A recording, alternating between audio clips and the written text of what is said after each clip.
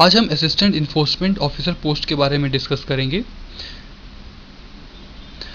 उससे पहले एक नज़र एसएससी सीजीएल पोस्ट के क्लासिफिकेशन पर डालते हैं। एसएससी सीजीएल की कुछ पोस्ट डेस्क जॉब के अंतर्गत आती है। इसमें आपको फील्ड पर जाने की आवश्यकता नहीं होती। सभी असिस्टेंट ऑडिटर, अकाउंटेंट और क्लर्क्स की पोस्ट डेस्क जॉब क्लासिफिकेशन के अंतर्गत आती है। बाकी की पोस्ट फील्ड जॉब के अंतर्गत आती है। स्पेशली सारी इंस्पेक्टर की पोस्ट फील्ड जॉब के अंतर्गत आती है। आप अपने क्यूरियोसिटी के लिए वीडियो पॉज करके इस डायग्राम को डिटेल में देख सकते हैं। आइए असिस्टेंट इन्फोर्समेंट ऑफिसर पोस्ट पर डिस्कशन शुरू करते हैं। सीजीएल 2014 से सेलेक्टेड असिस्टेंट इन्फोर्समेंट ऑफिसर की ग्रुप फोटोग्राफ है जब उन्होंने ट्रेनिंग मॉड्यूल कंप्लीट किया था।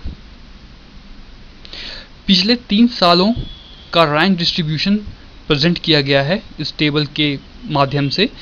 यह सिर्फ यूआर कैटेगरी का डेटा है। हर साल 50 से 60 पोस्ट निकलती हैं असिस्टेंट इन्फोर्समेंट ऑफिसर के अंतर्गत। वैसे एईओ बहुत ज़्यादा अच्छी पोस्ट है, पर इसका सिर्फ एक डिमेरिट है, जो कि है फ्रीक्वेंट ट्रांसफर्स, जिसकी वजह से यह पोस्ट बिल्कुल शुरू में नहीं भरती। येलो कलर से हाईलाइटेड रैंक फीमेल कैंडिडेट्स को दर्शाया गया है। क्लियर है कि फीमेल कैंडिडेट्स इस पोस्ट को प्रेफर नहीं करते। कारण है फ्रीक्वेंट ट्रांसफर्स। इस मैप में इन्फोर्समेंट डायरेक्टरेट के ऑफिसेज इंडिया में कहाँ हैं दिखाया गया है। आप देख सकते हैं हेडक्वार्टर न्यू दिल्ली में है। 4 रीजनल ऑफिसेज हैं, चंडीगढ़ नॉर्थ में, कोलकाता ईस्ट में, मुंबई वेस्ट में और चेन्नई साउथ में। क्योंकि इन्फोर्समेंट डायरेक्टरेट का काम है मनी लॉन्ड्रिंग, हवाला, फॉरेन एक्सचेंज रैकेट जैसे बड़े बड़े मनी फ्रॉड केसेस हैंडल करने का, जो कि इंडिया की मेजर सिटीज़ में हैं। इसीलिए इन्फोर्समेंट डायरेक्टरेट के ऑफिसेज इंडिया की मेजर सिटीज़ में ही हैं।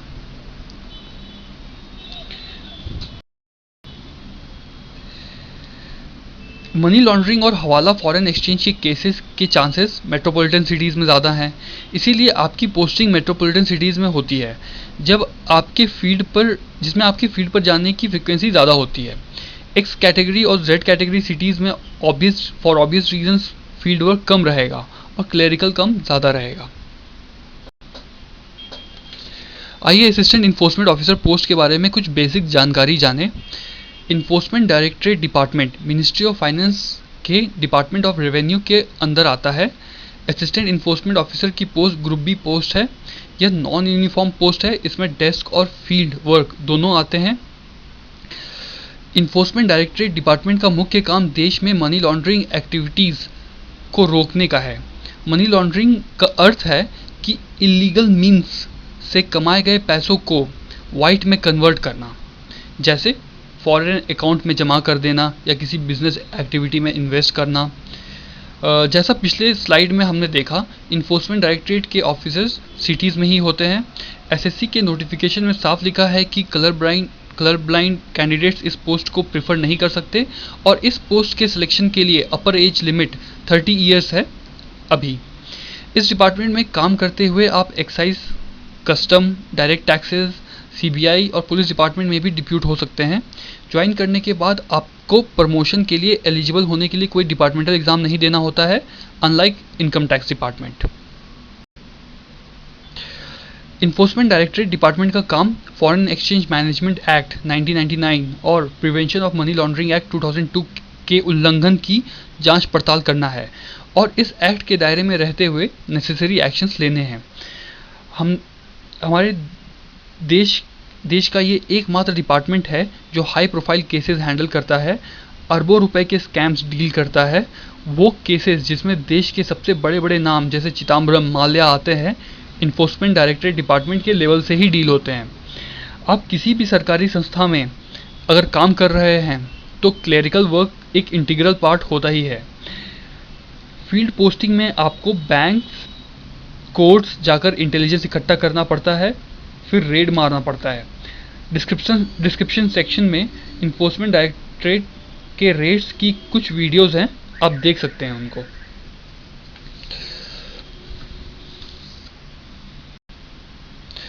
असिस्टेंट इन्फोर्समेंट ऑफिसर्स ऑफिसर की ड्यूटीज़ क्या क्या होते हैं, आप वीडियो को पॉज करके पढ़ सकते हैं। संक्षिप्त में बताऊंगा तो फॉरेन एक्सचेंज मैनेजमेंट एक्ट 1999 का उल्लंघन, हवाला केसेस की स्क्रूटनी करना। हवाला केसेस वो होते हैं जिनमें इलीगल तरीके से पैसे को एक कंट्री से दूसरे कंट्री में मूव किया जाता है, जिसे ट्रेस करना मुश्किल होता है क्योंकि इतने सारे ब्रोकर्स और कंट्रीज इन्वॉल्व होते हैं जब तक पैसा डेस्टिनेशन कंट्री में पहुंच पाता है कि लॉ इन्फोर्समेंट एजेंसीज के लिए इसे ट्रैक कर पाना एक टेढ़ी खीर होता है। फॉरेन एक्सचेंज रेगुलेशन एक्ट 1973 के उल्लंघन की भी जांच करना, conservation of foreign exchange and prevention of smuggling activities act के उल्लंघन की जांच करना, और prevention of money laundering act 2002 के उल्लंघन की जांच करना। तो ये बेसिकली ये हैं इन एक्ट्स के अंतर्गत असिस्टेंट इन्फोर्समेंट ऑफिसर को काम करना होता है। आखिर इन्फोर्समेंट डायरेक्टरेट डिपार्टमेंट में काम करना कैसा होता है के बारे में और बेहतर आइडिया देने के लिए मैंने इन IRS ऑफिसर के लिंक्डइन प्रोफाइल का सहारा लिया है। श्री अशोक कुमार अग्रवाल UPSC से सिलेक्टेड एक IRS ऑफिसर हैं। जब ये शायद 35 से 40 साल की उम्र में रहे होंगे तब इन्होंने 2 साल 2 महीने इन्फोर्समेंट डायरेक्टरेट डिपार्टमेंट में डेप्यूटी डायरेक्टर ऑफ इन्फोर्समेंट पद पर पदस्थ रहे। आप सिर्फ इन 2 सालों में इनके द्वारा हैंडल किए गए केसेस की लिस्ट देख सकते हैं। आप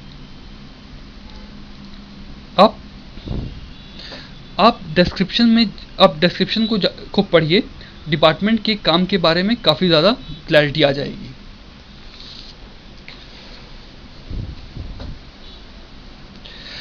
इन्फोर्समेंट डायरेक्टरेट के स्टाफ पोजीशन पर एक बात मैं कहना चाहूँगा कि blessing in disguise. At present enforcement directorate अपने सैंक्शन स्ट्रेंथ के 30% वर्कफोर्स पर काम कर रहा है। ऑफकोर्स अगर कम वर्कफोर्स है तब प्रति व्यक्ति काम भी ज़्यादा एलोकेट होगा, इसीलिए बिल्कुल काम तो ज़्यादा रहेगा ही, स्पेशली मेट्रोपॉलिटन सिटीज़ में जहाँ मनी लॉन्ड्रिंग के केसेस काफ़ी ज़्यादा होते हैं। पर इस सिचुएशन को ब्लेसिंग इन डिस्गाइज इसलिए कहूँगा क्योंकि आप 7 से 8 साल में प्रमोट होकर ग्रुप ए ऑफिसर बन सकते हैं। आपको IRS कैडर एलोकेट कर दिया जाता है, जो एक बहुत बड़ी बात है।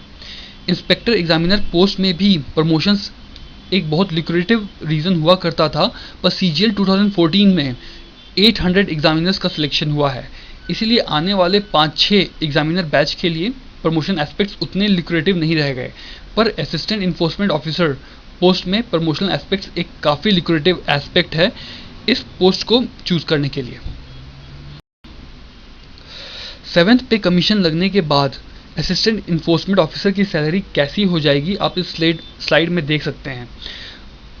कौन सी सिटीज़ X, Y या Z कैटेगरी में आती है आप Wikipedia page classification of Indian cities में देख सकते हैं। हर असिस्टेंट इन्फोर्समेंट ऑफिसर को स्पेशल इंसेंटिव अलाउंस मिलता है जो DA प्लस HRA का 25% होता है। सपोज आप X कैटेगरी सिटी में हैं तो आपकी इन हैंड सैलरी होगी 52,000 प्लस 11,000, तो 63,000 के आसपास आपकी इन हैंड सैलरी होगी जब आप ज्वाइन करेंगे तब से।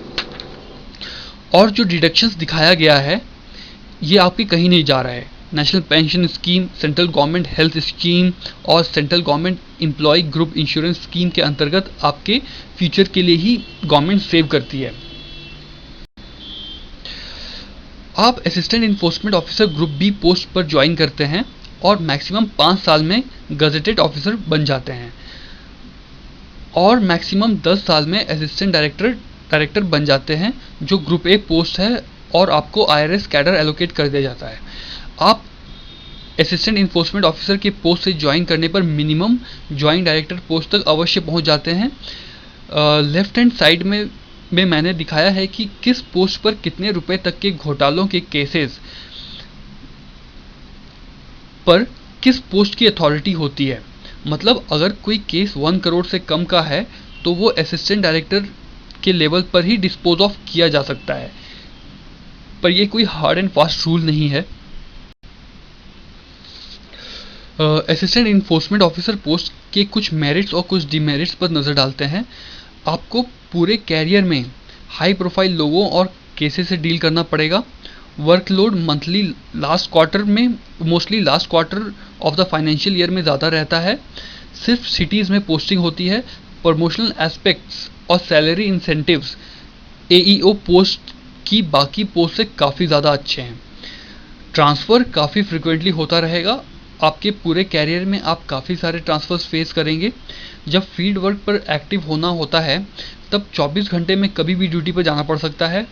मेट्रोपॉलिटन सिटीज़ में वर्कलोड ज़्यादा रहता है क्योंकि मनी लॉन्ड्रिंग के केसेस भी वहाँ ज़्यादा होते हैं। बड़े बड़े स्कैम्स जैसे Sharda chit fund scheme scam, Sasikala Jayalalithaa disproportionate asset scam जैसे बड़े cases enforcement directorate department handle करता है।